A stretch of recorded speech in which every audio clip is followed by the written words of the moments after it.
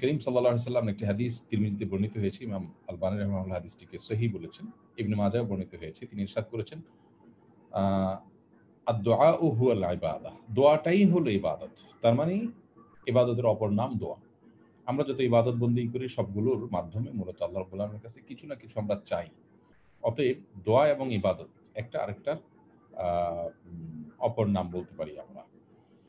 তো এই জায়গা থেকে আমাদের দোয়ার গুরুত্ব বোঝাটা আমার মনে হয় যথেষ্ট, যে দোয়াটাই হলো ইবাদত। রাসূল করিম সাল্লাল্লাহু আলাইহি ওয়াসাল্লাম তিনি তার জীবনের পুরো অংশ জুড়ে কিন্তু আল্লাহ রাব্বুল আলামিনের কাছে দোয়া করে গেছেন। আমরা দোয়ার জন্য যে সমস্ত বইগুলো এখন বাংলায় পাই, তার মধ্যে থেকে সবচাইতে সমৃদ্ধ একটা বই, এটি শেখ আল গাহতানি রাহিমাহুল্লাহ, যিনি হিসনুল মুসলিমের রচয়িতা, তিনি লিখেছেন। এই বইটা বোধহয় মাকতাবাতুল বায়ান থেকে প্রিন্টেড হয়েছে। আমি আজকেও 2টা কপি আনার জন্য অর্ডার করছি। এখানে অনেকগুলো দোয়া তিনি সংকলন করেছেন। ইমাম নবী রাহিমাহুল্লাহ একটা কিতাব লিখেছেন আল আযকার নামে, অনেকগুলো দোয়া তিনি সেখানে সংকলন করেছেন। এগুলো হলো সংকলিত রূপ, আর এর চাইতে ব্যাপক আকারেও আছে অনেক বড় বড় দোয়ার বই। এগুলো তো মূলত আমাদের প্রিয় নবী সাল্লাল্লাহু আলাইহি সাল্লামের জীবনের দোয়ার যে অংশগুলো ছিল সেগুলোকে তারা সংগ্রহ করেছেন এবং সংকলন করার চেষ্টা করেছেন। শেখ, সাউন্ডটা কি একটু বাড়ানো সম্ভব শেখ? কয়েকজন একটু জানালেন। সাউন্ড একটু কি কাছে আনা সম্ভব কিনা মাইক্রোফোন? বা আমি তো ডাইরেক্ট ল্যাপটপে বলতেছি, তাহলে বাসা থেকে আনতে হবে, হেডফোন আনতে হবে। আচ্ছা, 1 মিনিট একটু দেখি। জি জি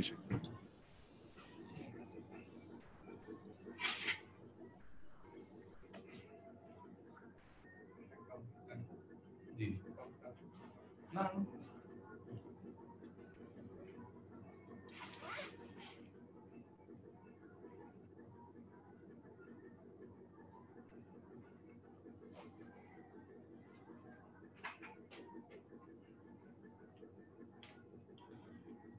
আমার যে হেডফোনটা সাপোর্ট করে অ্যাপল ম্যাকে, সেটা বাসায় এটা করে কিনা দেখি।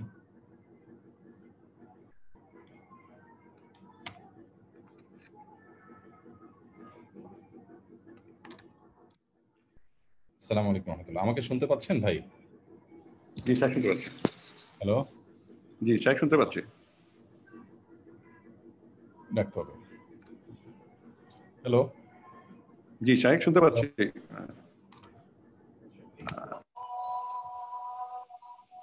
আসসালামু আলাইকুম রাহমাতুল্লাহ। আমাকে শোনা যায়? ওয়ালাইকুম সালাম শেখ, শোনা যাচ্ছে? শোনা যাচ্ছে পরিষ্কার? জি জি জি, আচ্ছা ঠিক আছে, তাহলে আমরা কন্টিনিউ করছি। জি, তো যে যে কথা বলছিলাম সেটা হলো যে রাসূল করিম সাল্লাল্লাহু আলাইহি সাল্লামের একেবারে ঘুম থেকে জাগ্রত হওয়া থেকে নিয়ে আবার রাতে ঘুমানো পর্যন্ত, এমনকি ঘুমের মধ্যবর্তী সময়ের যে হঠাৎ জেগে ওঠা, দুঃস্বপ্ন দেখা, এই বিষয়গুলো পর্যন্ত আমরা যদি ইনক্লুড করি, তাহলে দেখি যে 24 ঘন্টার প্রতিটি পদক্ষেপে তিনি কিন্তু আল্লাহ রাব্বুল আলামিনের কাছে দোয়া করতেন। তো একজন মুসলিমের গোটা জীবনটাই আসলে দোয়াময় হওয়ার কথা। কিন্তু যদিও দোয়া আজ আমাদের জীবনের অগুরুত্বপূর্ণ একটা অংশে পরিণত হয়েছে। আমরা কিছু ইবাদত বন্দেগী করি, করতে হয় তাই। ফরজ কিছু ইবাদত পালন করতে হয় তাই করি। কিন্তু দোয়ার ক্ষেত্রে আমরা কিন্তু অনেক পিছিয়ে। এমনকি যারা আমরা ইসলামকে সঠিকভাবে প্র্যাকটিস করার আপ্রাণ চেষ্টা করি, তারাও কিন্তু দোয়ার ক্ষেত্রে অনেক বেশি আমরা পিছিয়ে। আল্লাহ রাব্বুল আলামিনের কাছে কায়েম মনোবাক্যে দুহাত তুলে সময় নিয়ে আন্তরিকতার সাথে, ঐকান্তিকতার সাথে দোয়া করা আসলে খুব একটা হয়ে ওঠে না। তো যাই হোক, রাসূল করিম সাল্লাল্লাহু আলাইহি সাল্লামের জীবনকে আমরা যদি সামনে রাখি, তাহলে দেখা যাবে যে আমাদের একজন মুসলিমের জীবন হওয়া উচিত দোয়াময়।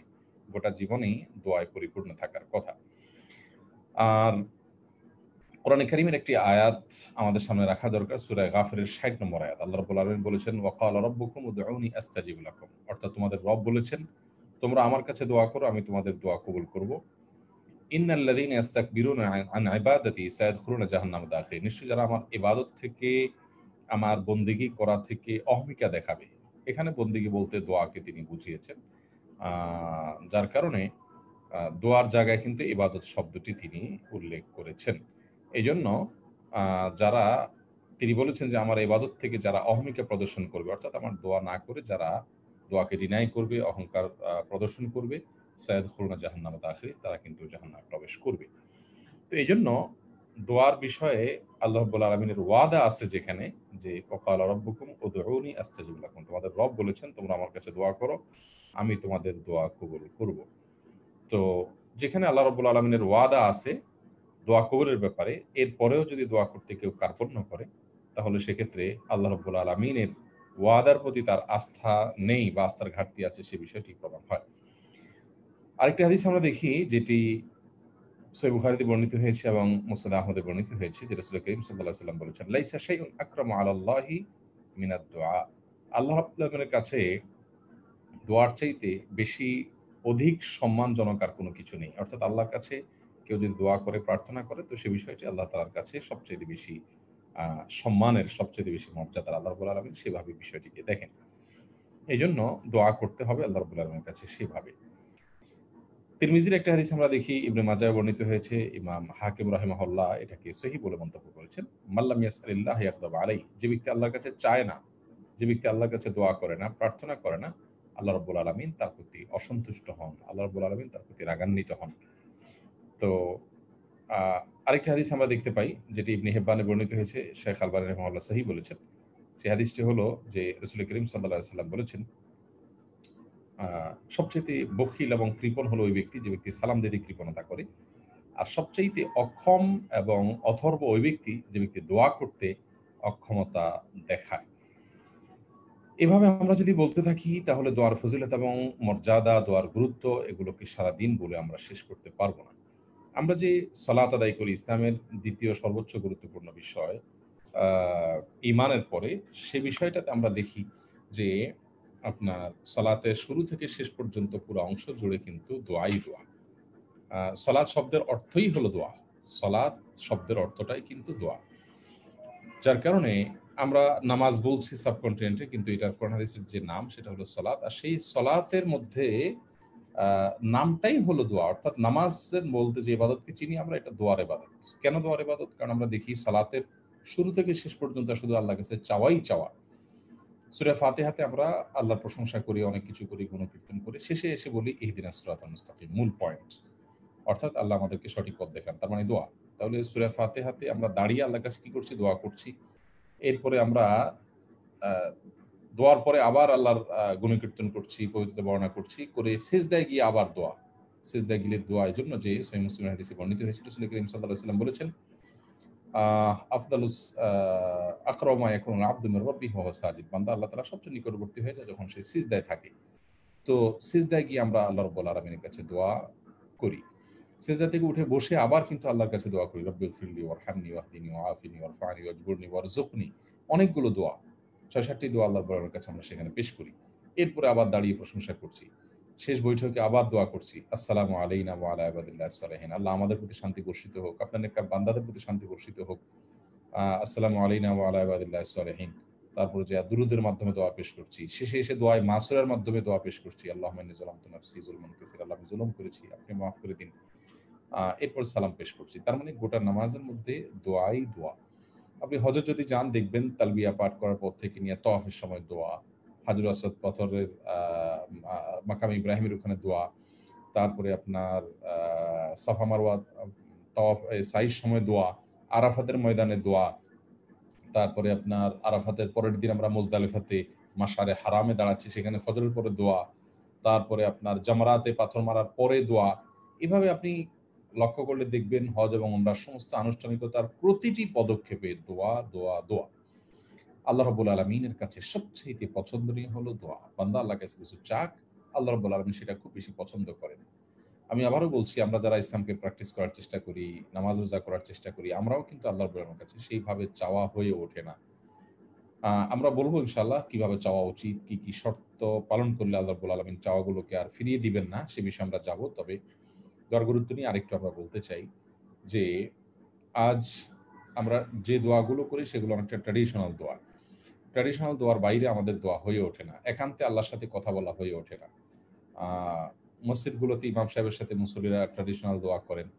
আ এটা একটা অভ্যাসে পরিণত হয়েছে, সেজন্য আমরা করি।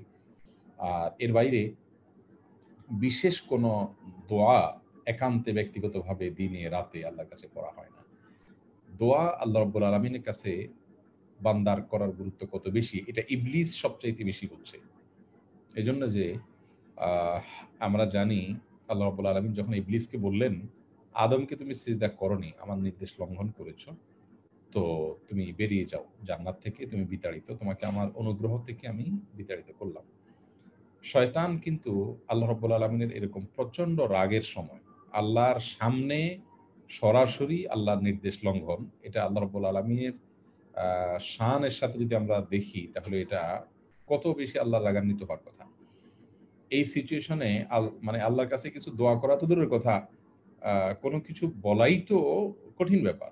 কিন্তু শয়তানকে আমরা দেখলাম শয়তান কি করলো, শয়তান আল্লাহর কাছে কয়েকটা প্রার্থনা পেশ করে বসলো ঠিক ওই সময়টাতে। কোরআনে আল্লাহ তাআলা সেটাকে ব্যক্ত করেছেন এভাবে যে শয়তান আল্লাহ রাব্বুল আলামিনের কাছে সরাসরি বলে বসলো যে, আল্লাহ আমাকে আপনি কিয়ামত পর্যন্ত শয়তানি করার সুযোগ দিন। আমাকে কিয়ামত পর্যন্ত আপনি হায়াত দিন, যাতে করে আমি স্কোপটা পাই। যেহেতু আদমের কারণে আমাকে এই পরিস্থিতির শিকার হতে হলো, তো আদমের সন্তানদের প্রত্যেককে আমি গোমরাহ করতে চাই। প্রত্যেককে আমি গোমরাহ করতে চাই এবং আ কিয়ামত পর্যন্ত আমি সুযোগ চাই। আল্লাহ রাব্বুল আলামিন কিন্তু সাথে, সাথে তার সে দোয়া কবুল করলেন এবং বললেন, ফাইন্নাকা মিনাল মুনজারিন। আপনি আ অর্থাৎ তুমি আমার কাছে যেটা চাইলে তোমার সে চাওয়া মঞ্জুর করা হলো। শয়তান বলল, ক্বালা আনজিরনি ইলা ইয়াউমি ইউবআসুন। আল্লাহ আমাকে কিয়ামত পর্যন্ত আপনি সুযোগ দিন। আপনি চিন্তা করুন, আল্লাহর সামনে তার অবাধ্যতা করার পর আল্লাহ রাব্বুল আলামিন সরাসরি তাকে আ তার আল্লাহ রাব্বুল আলামিনের কাছে চাওয়া পেশ করার পর আল্লাহ তাআলা কিন্তু সাথে, সাথে তার সে চাওয়া পূরণ করেছেন। আ তো এটা কিন্তু এই কারণে হয়েছে যে শয়তান আল্লাহকে চিনে। শয়তান আল্লাহকে জানে। যে আমাদের মতো আল্লাহ আমাদের মতো নন, নাউজুবিল্লাহ, যে রাগ হলে আউট অফ কন্ট্রোল হয়ে যায়। আরেকটা বিষয় হলো শয়তান এটাও জানে যে চাওয়াটা আল্লাহর কাছে খুব পছন্দের কাজ। বান্দা আল্লাহর কাছে চাক, এটা আল্লাহ তাআলা খুব বেশি পছন্দ করে। আ অতএব শয়তান পর্যন্ত আল্লাহ রাব্বুল আলামিনের কাছে তার চাওয়া কিন্তু পূরণ করে নিছে। এবং সে শয়তানের সে মানুষের রক্ত প্রবাহের সঙ্গে মিশে যেতে পারে। এটাও আল্লাহর কাছে সে চেয়ে নিছে। আ অতএব আল্লাহ রাব্বুল আলামিনের কাছে আ চাওয়ার ব্যাপারে আমরা শয়তান থেকে এই শিক্ষাটা নিতে পারি মনে হয়। শয়তান থেকেও শেখার আছে আমাদের। তার মধ্যে থেকে এই শিক্ষাটা রয়েছে। আ অতএব শয়তানের কাছে উম আমাদের এই এই শিক্ষাটা নেওয়া উচিত যে আল্লাহ রাব্বুল আলামিনের কাছে চাইতে গেলে কখনো এটা মনে করা উচিত না যে আল্লাহ কি আমার দোয়া কবুল করবেন কিনা। আমরা অনেকে কিন্তু এই মানসিকতা রাখি যে না, আল্লাহ আমার দোয়া কবুল করবেন কিনা, আমি দোয়া করলে আল্লাহ শুনবেন কিনা, আমি তো গুনাহগার মানুষ। শয়তানের চাইতে তো আপনি বড় গুনাহগার নন। তার দোয়া যদি আল্লাহ কবুল করেন তাহলে আপনার দোয়া কেন কবুল করবেন না? এজন্য আল্লাহ রাব্বুল আলামিনের কাছে দোয়া করতে হয়। সহিহ মুসলিম হাদিসে রাসূল আকরাম সাল্লাল্লাহু আলাইহি ওয়াসাল্লাম বলেছেন, আনা ইনদা যান্নি আবদি বি ওয়া আনা মাআহু ইযা দাআনি। বান্দা যখন আমাকে ডাকে তখন সে আমাকে কাছে পায়। আল্লাহকে ডাকা উচিত। সমস্ত দরজা যখন বন্ধ হয়ে যায় আল্লাহর দুয়ার তখন খোলা থাকে। সবাই যখন নিরাশ করে দেয় আল্লাহ রাব্বুল আলামিনের পক্ষ থেকে আসার আলো কিন্তু উন্মুক্ত থাকে। আল্লাহ রাব্বুল আলামিন নিরাশ করেন না। তো যেজন্য দোয়া একজন মুসলিমের সর্বাবস্থায় করার জন্য উদগ্রীব থাকা উচিত। আমরা একটা কথা বলি যে পেরেশানি যখন আপনি পেরেশানি ফিল করবেন অথবা স্বাভাবিক অবস্থায় আপনার সবচাইতে আনন্দের সময়টা হবে যদি আল্লাহর প্রতি ঈমান থাকে এবং দোয়ার শর্তগুলো পূরণ করে যদি আপনি দোয়া করতে পারেন, তাহলে সেক্ষেত্রে সবচেয়ে আনন্দের সময় হবে দোয়া করার সময়টা। যারা হজ ওমরা করতে গিয়েছেন, বিশেষ করে ওই সময়টাতে অনেক বেশি দোয়া করা হয়। তারা জানেন যে দোয়ার যে মুহূর্তগুলো, সেগুলোর যে ফিলিংস, সেটা আসলে কোনো ভাষায় ব্যক্ত করে বোঝানো সম্ভব নয়। আমি অন্তত আমার ব্যক্তিগত উম যে ইয়ে, সেটা আমি বলতে পারি, ফিলিংসটা বলতে পারি যে দোয়ার করার সময় আরাফাতের ময়দান হোক বা অন্যান্য সময়, তখন যে ভালো লাগা কাজ করে, সেটা অন্য কোনো ইবাদত বন্দেগীতে এত ভালো লাগা কাজ করে না। আপনি দুনিয়ার কোনো মানুষের কাছে যদি চান, পৃথিবীর যেকোনো মানুষের কাছে আপনি চান, তাহলে সে কিন্তু নাখোশ হয়। মানুষের নিয়ম হলো মানুষ চাইলে না খুশ হয়, আর আল্লাহর নিয়ম হলো উল্টা, আল্লাহর কাছে চাইলে বরং আল্লাহ তাআলা সন্তুষ্ট হন। শুধু তাই নয়, অন্য কারোর কাছে চাইলে কিন্তু আপনার মধ্যে এক ধরনের অপমান বোধ এর যে কষ্ট, সেটা কিন্তু আপনার মধ্যে কাজ করে। আপনি যখন অন্য কারোর কাছে চাইবেন, অন্য কারোর কাছে উম আপনার হাত বাড়াবেন, তখন আপনি লাঞ্ছনা এবং অপমান অনুভব করবেন। আপনার কাছে কষ্ট লাগা কাজ করবে। কিন্তু যখন আল্লাহর কাছে চাইবেন, আল্লাহর কাছে হাত পাতবেন, আল্লাহর কাছে চোখের পানি ফেলবেন, দেখবেন আপনার আ মনটা আরো হালকা হয়ে গেছে। আপনার মধ্যে কোনো কষ্ট নেই, কোনো অপমান নেই, কোনো লাঞ্ছনা নেই। বরং আপনি আরো সম্মানিত বোধ করবেন। তো এসব বিষয়গুলোকে সামনে রাখলে একজন মুসলিম হিসেবে আমাদের দোয়া করার ক্ষেত্রে কোনো কার্পণ্য করা উচিত নয়। আল্লাহ তাআলা আমাদের সবাইকে সেইভাবে সর্বাবস্থায় বেশি থেকে বেশি দোয়া করা উচিত। দোয়ার ২ টি আ দিক রয়েছে। একটি হলো রাসূল করিম সাল্লাল্লাহু আলাইহি সাল্লামের শেখানো বিভিন্ন দোয়া, যেগুলো বিভিন্ন পদে, পদে বিভিন্ন জায়গায় তিনি আমাদেরকে করার শিক্ষা দিয়েছেন যে হাঁটতে, চলতে, উঠতে, বসতে, বাজারে যেতে, বাসায় যেতে, বাসা থেকে বের হতে, খাবার গ্রহণ করার সময়, শোয়ার সময়, ঘুম থেকে উঠে, কাজের শুরুতে, নতুন কোনো জায়গায় গেলে, কোনো লোকের সাথে সাক্ষাৎ হলে, কাউকে বিদায় দিতে হলে, কোরআনে কারীম শুরু করতে, কোরআনে কারীমের তেলাওয়াত শেষ করে, অথবা আ আপনার সালাতের আগে, শেষে, এরকম শত, শত জায়গায় নির্দিষ্ট ফরমেটের কিছু দোয়া, নির্দিষ্ট কিছু দোয়ার ভাষ্য প্রিয় নবী সাল্লাল্লাহু আলাইহি সাল্লাম থেকে বর্ণিত আছে। সেগুলো হুবহু পাঠ করা, সেগুলো হুবহু বলা, অর্থ বুঝে অবশ্যই। অর্থ বোঝা ছাড়া অনেকে বলেন, সেটা সঠিক নয়। সেগুলোকে অর্থ বুঝে সেভাবে বলা, এটা হলো দোয়ার একটা ফরমেট। আরেকটা ফরমেট হলো আমার যখন যা খুশি, যখন যা প্রয়োজন মনে করি আল্লাহর কাছে তা চেয়ে নেওয়া। এটা হলো দোয়ার আরেকটা ফরমেট। দোয়ার এই ২য় ফরমেটটা, এটার কথাই আমরা সচরাচর দোয়া করা বলতে এটাই বুঝি। আর ১ম ফরমেটটা, সেটাকে আমরা দোয়া পাঠ করা বলতে বুঝি। কিন্তু আসলে পাঠ করাটা শুধু না, সেটাও দোয়া। আমাদের সমাজে হাদিসে বর্ণিত বিভিন্ন দোয়া যে আমরা করি কথার কথা, খাওয়ার সময়, শোয়ার সময়, ওঠার সময়, বসার সময়, ওয়াশরুমে যাওয়ার সময়, ওয়াশরুম থেকে বের হওয়ার সময়, যে বিভিন্ন জায়গায় দোয়া রয়েছে, সেই দোয়াগুলোকে আমরা অনেকটা মন্ত্রের মতো ব্যবহার করি। মন্ত্রের মতো এইজন্য বললাম যে সেগুলোর অর্থ বুঝে, সেটাকে ভেবে চিন্তে, উম আপনার উপলব্ধিতে এনে তারপরে সেই দোয়া করা, এটা কিন্তু আমাদের দ্বারা হয়ে ওঠে না। যার কারণে আমরা কিন্তু দোয়ার স্বাদ থেকে বঞ্চিত হয়ে যাই। মেক্সিমাম মানুষ আমরা দোয়ার স্বাদ থেকে বঞ্চিত। সকাল সন্ধ্যার দোয়া বা অন্যান্য দোয়া অর্থ আমরা জানি না। কি চাচ্ছি আমরা নিজেরা জানি না। তো আপনি কি চাচ্ছেন সেটা না জানলে আপনি কিভাবে দোয়ার অর্থ বুঝবেন? আপনি যদি সাইয়্যিদুল ইস্তিগফারটা পড়েন এবং এটার অর্থটা জানেন, তো আপনার ভেতরে যে উম আবেগ কাজ করবে, আপনার ভিতরে যে ভালো লাগা কাজ করবে, আপনার অন্তরটা যে বিগলিত হবে, সেটা তো আসলে কোনো ভাষায় ব্যক্ত করা কঠিন। তো সব মিলিয়ে একজন মুসলিমের উচিত হলো এই আ দোয়ার ক্ষেত্রে হাদিসে শেখানো যে দোয়ার ভাষ্যগুলো আছে সেগুলো শুধু মন্ত্রের মতো পাঠ না করে অর্থ বুঝে এবং মনে, মনে সেটাকে আল্লাহ রাব্বুল আলামিনের কাছে চেয়ে তারপরে সেই হাদিসের ভাষ্য অনুযায়ী, হাদিসের শেখানো ফরমেট অনুযায়ী দোয়াগুলো পাঠ করা। শুধু পাঠ করা উচিত নয়। অতএব দোয়ার ক্ষেত্রে আমরা মৌলিকভাবে খেয়াল করব যে যা চাইছি তা আল্লাহ রাব্বুল আলামিনের কাছে বুঝে শুনে তারপর আমরা চাইছি কিনা। দোয়ার আ কবুলের ক্ষেত্রে, দোয়া করার ক্ষেত্রে বিশেষ করে গ্রহণযোগ্য দোয়া আল্লাহ সুবহানাহু ওয়া তাআলার কাছে দোয়া কবুল হওয়ার জন্য কয়েকটা বিষয় আমাদেরকে খেয়াল করতে হবে। ১ নম্বর হলো যে আপনার দোয়ার যে আদাব রয়েছে, দোয়ার যে আ আপনার নিয়ম রয়েছে রাসূল আকরাম সাল্লাল্লাহু আলাইহি সাল্লাম থেকে শেখানো, সেটাকে ফলো করা। তার মধ্যে থেকে ১ম হলো শুধুমাত্র আল্লাহর কাছে দোয়া করা। খালেসভাবে। আল্লাহ ছাড়া অন্য কারো কাছে দোয়া না করা। আমরা অনেকে আ আল্লাহও লাগে, ইল্লাও লাগে। এরকম একটা কথা প্রচলিত আছে আমাদের দেশে। যে উপরে আল্লাহ, নিচে তুমি, আগে আল্লাহ, পিছে তুমি। আ এরকম একটা ধারণা আমাদের সমাজে আছে। তার মানে আল্লাহ একা যথেষ্ট না, নাউজুবিল্লাহ। আল্লাহও লাগে, ইল্লাও লাগে। আল্লাহ আগে, তুমি পাছে।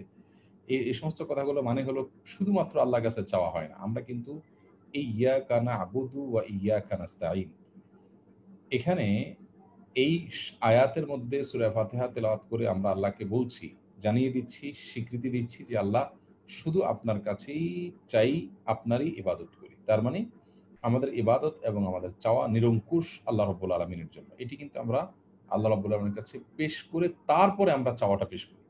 এজন্য সূরায়ে ফাতিহাটাকে সূরাতুত তালিমুল মাসআলাহ বা দোয়ার শিক্ষার সূরাও এই নামেও নামকরণ করা হয়েছে। তার মানে সূরা ফাতিহাকে আমরা শুধু সূরা ফাতিহার নামে জানি, কিন্তু এছাড়াও এই সূরার আরো অনেকগুলো নাম হাদিসে বর্ণিত হয়েছে। তার মধ্যে থেকে একটি নাম হলো এটা, অর্থাৎ তালিমুল মাসআলার সূরা। তার মানে প্রার্থনা কিভাবে শিখতে হয়, আল্লাহ সুবহানাহু ওয়া তাআলার কাছে চাওয়া কিভাবে পেশ করতে হয়, সেটার সূরা। তো যার কারণে আ এই সূরাতে কিন্তু আমরা দেখি শুধু আল্লাহর কাছে চাওয়া, অন্য কারোর কাছে চাওয়া না। আপনার সন্তান দরকার, সম্পদ দরকার, পেরেশানি দূর হওয়া দরকার। তো আল্লাহর কাছে চাইবেন, শুধু অন্য কারোর কাছে না। মানুষের কাছে দোয়া চাইতে পারেন যে, আমার জন্য দোয়া করেন। কিন্তু মানুষের কাছে দোয়া করবেন না। অনেক মাজারে গিয়ে, অনেকে কবরে গিয়ে, সেখানে গিয়ে প্রার্থনা করছে। তো আল্লাহর শানে যেটা শুধুমাত্র খাস, বিশেষভাবে, সেটা যদি অন্য কারো সঙ্গে কেউ যুক্ত করে, তাহলে এটা হবে শিরক। শুধু শিরক না, শিরকে আকবার বা বড় শিরক। যার কারণে যদি কেউ অন্য কোনো মাজারে গিয়ে, কবরে গিয়ে বা জীবিত কোনো মানুষের কাছে প্রার্থনা করে, অথবা কোনো অদৃশ্য শক্তির কাছে প্রার্থনা করে এবং সিজদা করে, তাহলে সেক্ষেত্রে তিনি সাথে, সাথে কাফের হয়ে যান, ইসলাম থেকে খারিজ হয়ে যান। তো এইজন্য দোয়ার ক্ষেত্রে প্রথম বিষয়টা হলো খালেসভাবে আল্লাহর কাছে দোয়া করা, শুধু আল্লাহর কাছে দোয়া করা। আচ্ছা, দ্বিতীয়ত হলো আল্লাহর প্রশংসা এবং গুণকীর্তন করে তারপর রাসূলুল্লাহ আকরাম সাল্লাল্লাহু আলাইহি ওয়াসাল্লামের প্রতি দরুদ প্রেরণ করে তারপর দোয়া করা। আমরা নামাজের মধ্যে দেখি সূরা ফাতিহাতে শুরুতেই প্রশংসা আল্লাহ। আলহামদুলিল্লাহ রাব্বিল আলামিন, আর রহমানির রহিম, মালিকি ইয়াউমিদ্দিন। এগুলো সবগুলো আল্লাহর প্রশংসা। এরপরে সুবহান রাব্বিল আযীম, সুবহান রাব্বিল আলা। গোটা নামাজের মধ্যে আল্লাহর প্রশংসা গুণকীর্তন আমরা করছি, পবিত্রতা বর্ণনা করছি। শেষে এসে বলছি আল্লাহুম্মা সাল্লি আলা মুহাম্মাদ ওয়া আলা আলি মুহাম্মাদ কামা সাল্লাইতা আলা ইব্রাহিম ওয়া আলা আলি ইব্রাহিম। তার মানে দুরূদ পাঠ করছি, আল্লাহর প্রশংসা, এরপরে দুরূদ নবী সাল্লাল্লাহু আলাইহি ওয়াসাল্লামের প্রতি, এগুলো পাঠ করা, এটা দোয়ার আদব। এরপরে গিয়ে আল্লাহর কাছে দোয়া পেশ করতে হয়। আমরা কিন্তু অনেকে জানি না, দোয়ায়ে মাসুরার যে জায়গা, অর্থাৎ আমাদের শেষ বৈঠক, এই জায়গাটা কিন্তু দোয়ার জায়গা। এই দোয়াটার জন্যই কিন্তু অনেক আয়োজন। শুরুতে সূরা ফাতিহা, যদিও সেটাও একটা স্বতন্ত্র দোয়া। এরপরে আপনার দুরূদ, সেটাও একটা স্বতন্ত্র দোয়া। তারপরেও দুরূদ এবং আল্লাহর প্রশংসা, এগুলোর মাধ্যমে দোয়ার জন্য আপনার ভূমিকা তৈরি করা হয়। এরপর আল্লাহর কাছে দোয়া করতে হয়। এজন্য বুখারী মুসলিম এক যুগে বর্ণনা করেছে যে রাসূল করিম সাল্লাল্লাহু আলাইহি ওয়াসাল্লাম বলেছেন, সূরা আপনার নামাজের শেষ বৈঠকে আত্তাহিয়াতু এবং দুরূদ পাঠ করার পরে তিনি বলেছেন, সুম্মা লিয়াতাখায়্যার মিনাদ দুআই মা শা। এরপরে মানুষ যেই দোয়া চাইবে আল্লাহর কাছে, যেন সে ওইটাকে গ্রহণ করে, পছন্দ অনুযায়ী দোয়া যেন নির্বাচন করে, চাওয়া বিষয়গুলো যেন সে আল্লাহর কাছে পেশ করে, সাবমিট করে। তার মানে মাশা এখানে ব্যাপক, কিন্তু যা চাইবে আল্লাহর কাছে শেষ বৈঠকে বসে দোয়া করবে। অবশ্য ফরজ নামাজে মাতৃভাষায় নয়, বরং আমরা কোরআন হাদিসে বর্ণিত দোয়া, শুধু মাতৃভাষায় শুধু না, করণ শুধুমাত্র কোরআন হাদিসের ভাষায় আমরা দোয়া করব। সেটা যতগুলো দোয়া হতে পারে। আমরা তো শুধুমাত্র গদবাদা একটা দোয়া জানি, আল্লাহুম্মা ইন্নী যালামতু নাফসি যুলমান কাসীরা ওয়া লা ইয়াগফিরু যুনুবা ইল্লা আনতা ফাগফিরলি মাগফিরাতাম মিন ইনদিক ওয়ারহামনি ইন্নাকা আনতাল গফুরুর রাহিম। এখানে হাদিস থেকেই বর্ণিত আরো দোয়া আছে, আল্লাহুম্মা ইন্নী আউযু বিকা মিন আযাবিল কবরি ওয়া আযাবিন নার ওয়া আউযু বিকা মিন ফিতনাতিল মাহইয়া ওয়াল মামাত ওয়া আউযু বিকা মিন শাররি ফিতনাতিল মাসিহিদ দাজ্জাল। ৪টা জিনিসের ফিতনা থেকে, কবর আযাব থেকে, জাহান্নাম থেকে এবং জীবন মরণের ফিতনা থেকে এবং দাজ্জালের ফিতনা থেকে আল্লাহর কাছে আশ্রয় চাওয়া হয়। তো এরকম আরো কোনো দোয়া, কোরআন হাদিসে বর্ণিত দোয়া, যেকোনো এই টাইমে পেশ করা যেতে পারে। তাহলে দোয়া কবুলের দ্বিতীয় আদব হলো আল্লাহর প্রশংসা এবং রাসূল আকরাম সাল্লাল্লাহু আলাইহি ওয়াসাল্লামের প্রতি দরুদ প্রেরণ করে দোয়া করা। আমরা যখন একা দোয়া করব আল্লাহর কাছে, তখন হাত তুলে যখন দোয়া করব আল্লাহর কাছে, দোয়া প্রথমে হাত তুলে প্রশংসা করব। আল্লাহ আপনি মহান, আপনি রহমান, আপনি রহিম। আল্লাহ আপনি আমাদের দোয়া কবুলকারী। আল্লাহ আপনি আমাদেরকে শূন্য থেকে এ পর্যন্ত এনেছেন। আপনি সবকিছু দিয়েছেন, আপনি বাঁচিয়ে রেখেছেন। আল্লাহর গুণকীর্তন করে তারপর এবার আল্লাহ আপনি আপনার প্রিয় রাসূলের প্রতি দুরূদ এবং শান্তি বর্ষণ করুন। যিনি আমাদেরকে হেদায়েতের পথ দেখিয়েছেন, যিনি আপনার সাথে পরিচয় করিয়েছেন, যিনি আপনাকে ইবাদত শিক্ষা দিয়েছেন, তার প্রতি আপনি অনুগ্রহ নাযিল করুন, রহমত বর্ষণ করুন। তার জন্য দোয়া করা, এটা হলো দুরূদ। এরপরে নিজের চাওয়া আল্লাহর কাছে পেশ করতে হবে। তাহলে দোয়ার আরেকটা আমরা জানলাম যে দুরূদ এবং আল্লাহ রাব্বুল আলামিনের প্রশংসা, এটা করে তারপর দোয়া শুরু করা। এরপরে আরেকটা বিষয় হলো যে, দোয়া করার সময় মনে রাখতে হবে, আমার দোয়া অবশ্যই কবুল হবে ইনশাআল্লাহ। পরিপূর্ণ আস্থা, ভরসা, বিশ্বাস রেখে তারপরে দোয়া করা। অনেকে দোয়া করেন, তিনি নিজের দোয়ার প্রতি নিজের আস্থাই তার থাকে না। তো এরকম দোয়া আল্লাহ রাব্বুল আলামিন কবুল করেন না। হাদিসে আসছে যে আল্লাহ রাব্বুল আলামিন গাফেল অন্তরের দোয়া কবুল করেন না। তার মানে যে অন্তরটা আপনার আ কি বলে? যে অন্তরটা আপনার উদাসীন, যে অন্তরটাতে দোয়ার ব্যাপারে সিরিয়াসনেস নাই, আল্লাহ সুবহানাহু ওয়া তাআলা আমাকে দোয়া অবশ্যই কবুল করবেন সেরকম বিশ্বাস নাই, তো তার দোয়া কবুল হবে না। মুসলিমের হাদিসে বর্ণিত হয়েছে রাসূলুল্লাহ আকরাম সাল্লাল্লাহু আলাইহি ওয়াসাল্লাম বলেছেন, আলা ইনদা যান্নি আবদি বি, আমি বান্দা আমার প্রতি যে ধারণা করবে আমি সেই ধারণা অনুপাতই তার সাথে আচরণ করব। তাহলে যে ব্যক্তি দোয়া করার সময় দোয়া করলে আর কি হবে? এরকম মানসিকতা নিয়ে দোয়া করবে, তাহলে তার দোয়া কবুল হবেও না। যে ব্যক্তি মনে করবে না, আল্লাহ রাব্বুল আলামিন ওয়াদা করেছেন দোয়া করলে তিনি শুনবেন। আমি দোয়ার আদবগুলা, নিয়মগুলো, শর্তগুলো ফলো করে দোয়া করলাম। অতএব ইনশাআল্লাহ অবশ্যই আল্লাহ আমার দোয়া কবুল করবেন। শয়তানের দোয়া যদি আল্লাহ কবুল করেন, তাহলে আমার দোয়া কেন কবুল করবেন না? শয়তান তো আল্লাহর কাছে চাওয়া পেশ করছে, আল্লাহ তাআলা তার চাওয়া মঞ্জুর করছে, তাও আল্লাহর রাগের মুহূর্তে। তাহলে আমি তো শয়তানের চাইতে খারাপ হইনি। অতএব আল্লাহ আমার দোয়া কবুল করবেন। সে আস্থা এবং সে বিশ্বাস রেখে আল্লাহ রাব্বুল আলামিনের কাছে দোয়া করতে হবে। এটা হলো দোয়া কবুলের জন্য একটা গুরুত্বপূর্ণ বিষয়, একটা গুরুত্বপূর্ণ আদব, যে পরিপূর্ণ ইয়াকিনের সাথে দোয়া করতে হবে। অনেকে দায় সারা দোয়া করেন। কি করছেন নিজেও জানেন না। এগুলো কবুল হয় না। দোয়া কবুলের ক্ষেত্রে আরেকটি ৪ নম্বর গুরুত্বপূর্ণ আদব হলো খুব বেশি করে আপনার বারবার করে দোয়া করা এবং তাড়াহুড়ো না করা দোয়া কবুলের জন্য। আমরা তো আজকাল দেখা যায় ১-২ মিনিট দোয়া করে বা ২-৪ বার আল্লাহর কাছে বলে এরপরে আকাশের দিকে চাই যে আল্লাহর সাহায্য নামলো কিনা। তার মানে ভাবটা এরকম হয়ে যায় অনেক সময় যে আমি তো চাইলাম, এখন আল্লাহ দিচ্ছে না কেন? আল্লাহ তাআলার অনেক প্রিয় বান্দারা যুগ, যুগ ধরে আল্লাহর কাছে একটা জিনিস চাইছেন। তারপরে সেটা মঞ্জুর হইছে। আমরা আল্লাহ রাব্বুল আলামিনের কাছে চাইলেই সেটার সাথে, সাথে মঞ্জুর হয়ে যেতে হবে। তাড়াহুড়ো করা উচিত না। বরং দোয়া একটা ইবাদত। আমি যা চাইছি সেটা যদি নাও পাই, আল্লাহ রাব্বুল আলামিন আমাকে এর জন্য একটা সওয়াব দিবেন। দোয়াতে ক্ষতির কোনো দিক নেই। আর দ্বিতীয়ত হলো, আমি যেটা চাইছি অনেক সময় সেটার ভিতরে কল্যাণ নাও থাকতে পারে। সেজন্য আল্লাহ তাআলা আমার জন্য এটা দেন না। তার চাইতে বেটার কিছু দেন। আবার কোন হাদিসে আসছে যে দোয়ার বিপরীতে যে সওয়াব আল্লাহ তাআলা দিবেন, অনেক সময় দেখা যায় দুনিয়াতে একটা জিনিস আমি চাইলাম সে আল্লাহ তাআলা দিলেন না। কিন্তু আখিরাতে তার বিনিময়ে অনেক বড় কিছু দিলেন। এর চাইতে অনেক বড়। তখন বান্দা আক্ষেপ করবে, দুনিয়ার কোনো দোয়া যদি কবুল না করে, আল্লাহ তাআলা আমাকে এভাবে প্রত্যেকটার জন্য আখিরাতে বিনিময় দিতেন, কতই না ভালো হতো। যাই হোক, এভাবে দোয়াগুলোর ক্ষেত্রে আমাদেরকে খেয়াল রাখতে হবে যে তাড়াহুড়ো যেন না হয় এবং বারবার দোয়া করতে থাকি। ৫ নম্বর হলো অন্তর যেন দোয়াতে উপস্থিত থাকে। অর্থাৎ আমি যখন দোয়া করছি তখন আমার মনোসংযোগ যেন দোয়ার দিকে থাকে, আল্লাহর দিকে রুজু থাকে। অনেকে কি দোয়া করছেন? মনন দিকে। বিশেষ করে সম্মিলিত দোয়া যখন হয়, আমরা নামাজের পরে ৫ ওয়াক্ত নামাজের পরে সম্মিলিত দোয়াতে মসজিদগুলোতে দেখি, ইমাম সাহেব দোয়া করছেন। মুসল্লিদের কয়জন যে দোয়ার দিকে মন আছে সেটা নিয়ে বড়ই সন্দেহ। বরং একেকজন একেক কাজ করছেন, অনেকে ঝিমাচ্ছেন, অনেকের অন্যমনস্ক। তিনি মনে করছেন যে ইমাম সাহেবের সাথে আমি হাত তুলছি, অতএব আ এখানে দলবদ্ধভাবে যা পাওয়ার ভাগ্যযোগ আমিও পাবো। ব্যাপারটা তো আসলে সেরকম না। আল্লাহর কাছে আপনি যদি দোয়া অন্তর থেকে না করেন, আল্লাহর দিকে আপনার মন না থাকে, তাহলে সেক্ষেত্রে সে দোয়া কবুল হবে না। দোয়ার জন্য আরেকটি গুরুত্বপূর্ণ আদব হলো আস্তে, আস্তে নীরবে দোয়া করা এবং সরবে দোয়া করলে সেটা আ খুব বেশি উচ্চস্বরে হবে না। বরং আশেপাশের লোকজন শুনতে পারে, শুধুমাত্র এটুকু শব্দ হবে। আমরা অনেকে দোয়া করার সময় খুব বেশি চিৎকার করে দোয়া করি। আল্লাহ রাব্বুল আলামিন বলেছেন, উদউ রাব্বাকুম তাদাররুআন ওয়া খুফিয়া। তোমরা তোমার রবের কাছে দোয়া করো, তোমার রবকে ডাকো আ তাদাররুআন ওয়া খুফিয়া, উম কেঁদে, কেঁদে এবং গোপনে, নীরবে।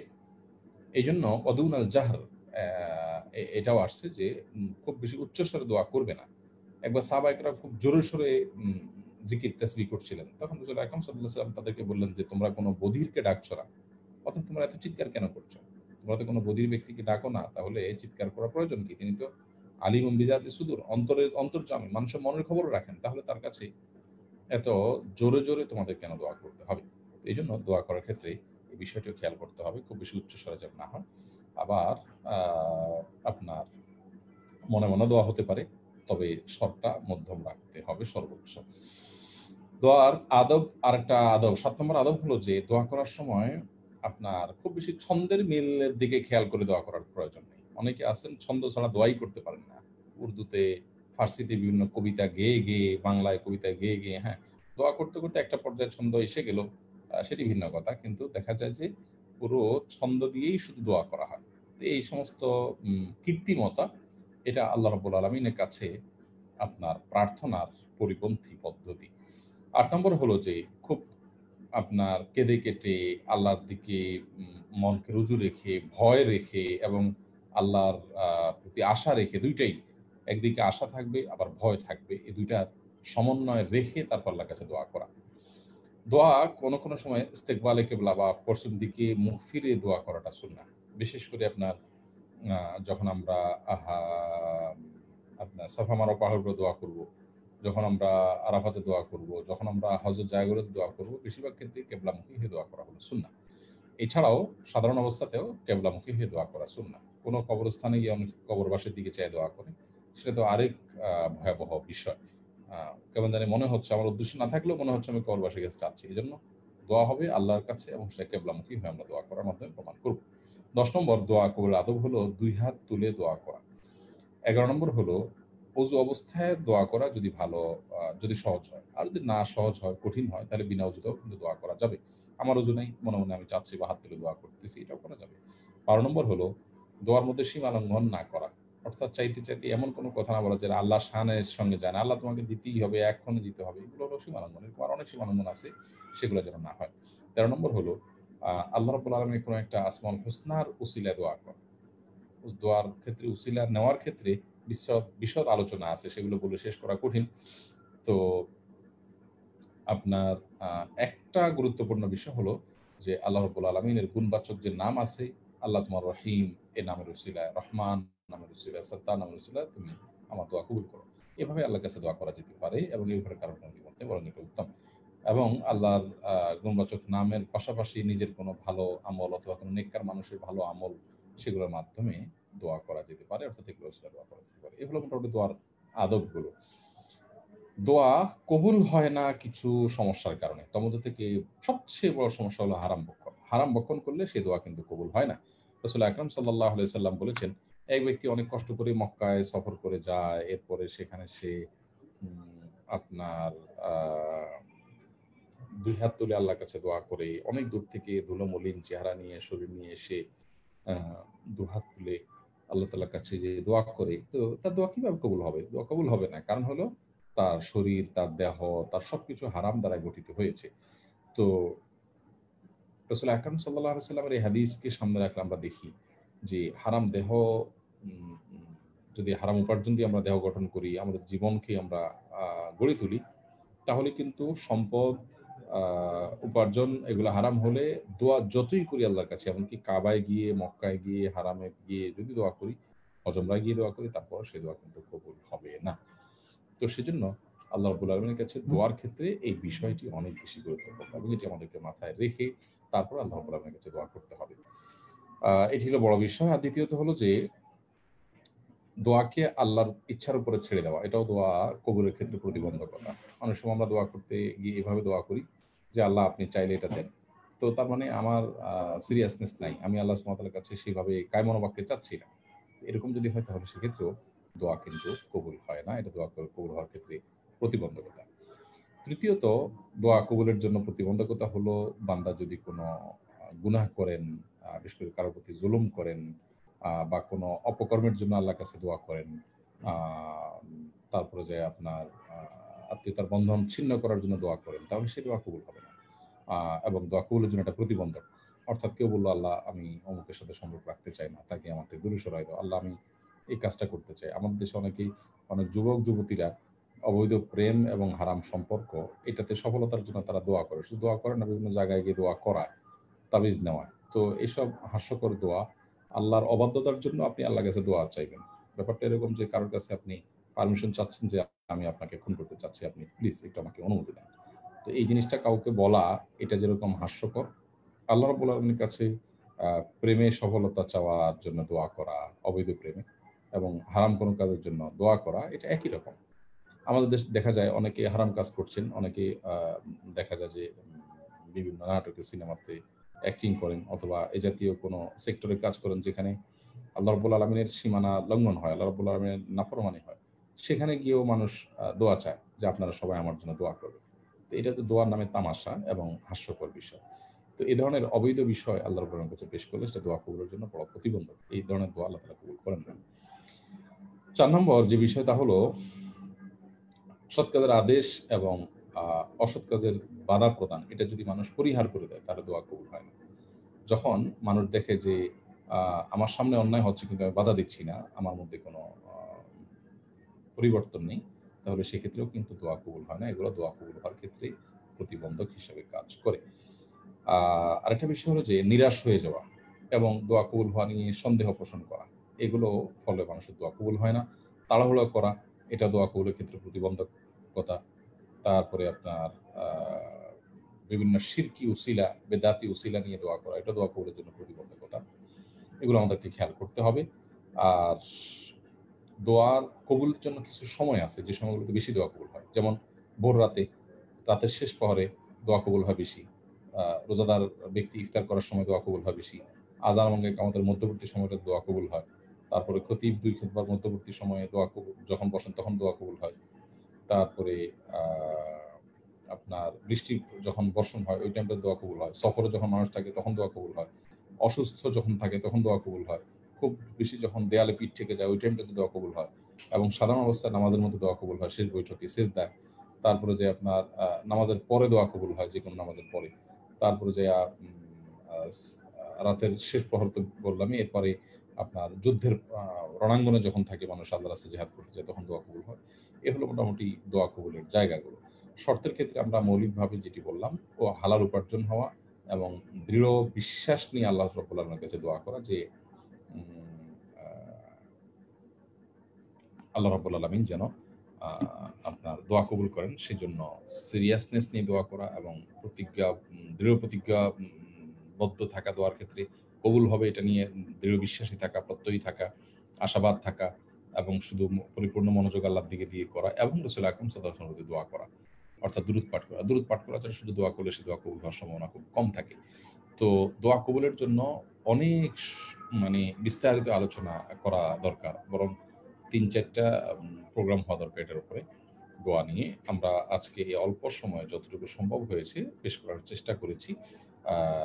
এর মধ্যে আমরা দোয়ার ফজিলত, গুরুত্ব, এর নিয়ম এবং দোয়া কবুলের জন্য প্রতিবন্ধকতা, দোয়া কবুলের শর্ত সবগুলোই আলোচনা করার চেষ্টা করেছি একটু, একটু করে। আশা করছি এখান থেকে আপনাদের একটু হলেও উপকার হবে এবং দোয়ার দিকে আমরা মনোনিবেশ করব। আল্লাহর কাছে প্রার্থনা করব, একান্তে আল্লাহর কাছে চাইব সময় নিয়ে। আল্লাহ রাব্বুল আলামিন আমাকে, আপনাকে, আমাদের সবাইকে বেশি থেকে বেশি দোয়া করার তৌফিক দান করুন। জাযাকুমুল্লাহ খাইর ওয়া আখিরু দাওয়ানা আলহামদুলিল্লাহি রাব্বিল আলামিন। এবার প্রশ্নোত্তরের পালায় আমরা মনে হয় যেতে পারি ভাই। জি, জাযাকাল্লাহ খাইর। শেখ, আমরা ইনশাআল্লাহ প্রশ্নোত্তর পর্বে যাচ্ছি। আপনারা যারা হ্যান্ড রেজ করেছেন আমরা সিরিয়ালি আপনাদের মাইক আনমিউট করে দিব, আপনারা সরাসরি প্রশ্ন করবেন। আর আমরা একবারে 4:20 সর্বোচ্চ এর মধ্যে শেষ করতে পারলে ভালো হয়। আমার 2-3টা মিটিং পেন্ডিং আছে। আমরা এর মধ্যে শেষ করব ইনশাআল্লাহ। 3:15 ভিতরে। জি। ইনশাআল্লাহ শেখ। আপনারা সবাইকে একটা অনুরোধ থাকবে, আপনারা একবারে একটি প্রশ্ন করবেন। একসাথে অনেকে দেখা যায় 2-3টা প্রশ্ন করলে বাকিরা হয়তো আরো গুরুত্বপূর্ণ প্রশ্নের সুযোগ পায় না। তো আপনাদের সবার কাছে অনুরোধ থাকবে আপনারা একবারে একটি প্রশ্ন করবেন ইনশাআল্লাহ। আমি মাইক আনমিউট করছি, আপনারা প্রশ্ন করা শুরু করবেন ইনশাআল্লাহ। আসসালামু আলাইকুম।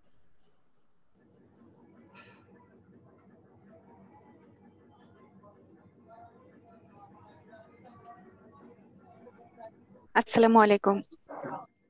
আসসালামু আলাইকুম। জি বোন বলেন। শায়েখ, আমার কোশ্চেন হলো ছোট ছোট, জাস্ট ছোট 2টা কোশ্চেন, যেহেতু ওনারা বলছে একটার বেশি করা যাবে না, তারপর একটু জরুরি আর কি। একটা হলো যে অনেকে দেখি যে সালাতে, ফরজ সালাতে মাঝের যে বৈঠকে তাশাহুদে ওই সময়ও অনেক রকম দোয়া করে। এটা কি ঠিক আছে কিনা, সহিহ হাদিস মোতাবেক হয় কিনা? 4 রাকাত নামাজের দ্বিতীয় রাকাতের বৈঠকে তাশাহুদ ছাড়া অন্য তাশাহুদের কোনো পর কিছু পাঠ করা যাবে না। এখানে দোয়া করা সুন্নাহ বিরোধী। এটা দোয়ার কোনো জায়গা নয়। এবং তাশাহুদের পরে খুব দ্রুত দাঁড়িয়ে যেতে হবে। কোনো কোনো হাদিসে আসছে খুব দ্রুত দাঁড়িয়ে যাওয়ার গুরুত্ব আরোপ করা হয়েছে প্রথম বৈঠকে তাশাহুদের পরে। যদি কারো দোয়া করতে হয় তাহলে তিনি শেষ বৈঠকে সালাম ফেরানোর আগে দোয়া করবেন এবং সিজদায় দোয়া করবেন। এছাড়া নামাজের অন্য কোনো জায়গায় আর দোয়ার কোনো অপশন নেই।